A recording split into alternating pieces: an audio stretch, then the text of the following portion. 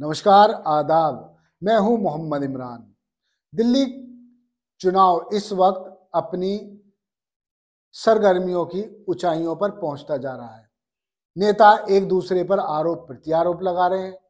दिल्ली में बिजली पानी फ्री का मुद्दा गायब सा नजर आ रहा है, लेकिन इस सब के बीच दिल्ली दंगों का जिंग एक बार फिर से बाहर सामने आता दिख रहा है। दरअसल ये इसलिए आया है, मुस्तफाबाद विधानसभा सीट से AIMIM ने अपना उम्मीदवार वहां के पार्षद रहे ताहिर हुसैन को बनाया है। ताहिर हुसैन दिल्ली दंगों में एक मुख्य आरोपी के रूप में जेल में बंद है और बताया जा रहा है कि SI अंकित शर्मा की हत्या का आरोप उन पर लगा है। उन्हीं के घर से कमांड सेंटर चल रहा था।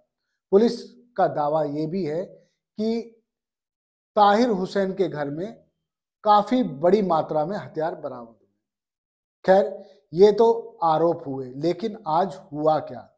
आज हुआ ये, ताहिर हुसैन ने अपने चुनाव प्रचार करने के लिए सुप्रीम कोर्ट में याचिका दायर की। इस याचिका में उन्होंने डिमांड की कि उन्हें प्रचार करने के लिए जमानत दे दी जाए।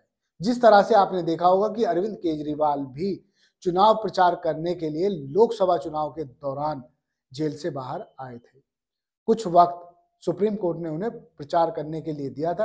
ठीक उसी मामले को लेकर उसी का रेफरेंस देते हुए ताहिर हुसैन के वकील ने याचिका दायर की थी, लेकिन इस याचिका का फैसला खंडित हो गया। दरअसल जस्टिस पंकज मित्तल और जस्टिस एहसानुद्दीन अमानुल्लाह इस मामले की सुनवाई कर रहे थे।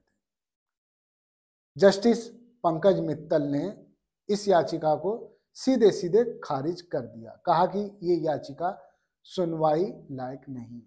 लेकिन जस्टिस एहसानुद्दीन अमानुल्लाह ने इस याचिका पर कहा कि इसको एक्सेप्ट किया जा सकता है, क्योंकि ताहिर हुसैन पिछले कई सालों से जेल में बंद है, जिसके चलते वो जनता से और समाज से कट चुके हैं। इसलिए उन्हें चुनाव प्रचार करने का मौका दिया जाना चाहिए।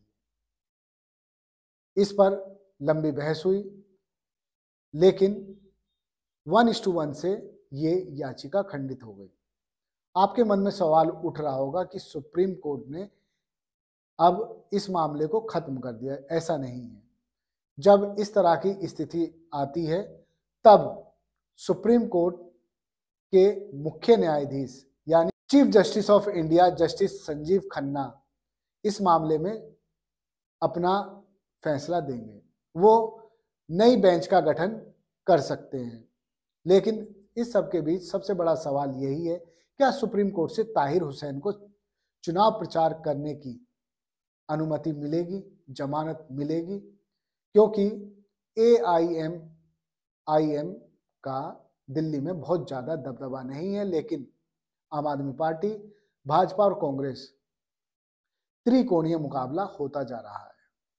ताहिर हुसैन को लेकर तरह तरह की चर्चाएं हो रही हैं। भाजपा लगातार कांग्रेस को भी घेर रही थी, आम आदमी पार्टी को भी घेर रही थी कि वो अपने यहाँ ऐसे लोगों को संरक्षण दे रहे हैं कि जो दंगों में शामिल थे। इसीलिए ताहिर हुसैन से कांग्रेस और आम आदमी पार्टी दोनों ने ही दूरी बना ली। लेकिन ताहिर हुसैन आम आदमी पार्टी से इस इलाके में पार्षद भी रह चुके हैं। उनकी भूमिका कैसी थी, ये तो फिलहाल पुलिस ने अपनी विस्तृत रिपोर्ट में यानी केस डायरी में कोर्ट के सामने पेश किया होगा। मगर ये भी यहाँ बात ध्यान रखने वाली है कि 14 जनवरी को दिल्ली हाई कोर्ट ने ताहिर हुसैन को नामांकन करने की इजाज़त दी थी। कस्टडी जमानत के साथ वो अपना नामांकन करने गए, पैरोल मिली और पैरोल के दौरान ही ताहिर हुसैन ने अपना नामांकन कर दिया।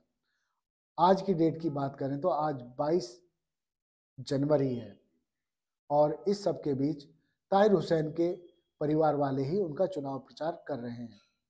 लोकतंत्र में प्रचार करने का सबको हक मिलता है, चुनाव लड़ने का सबको हक मिलता है।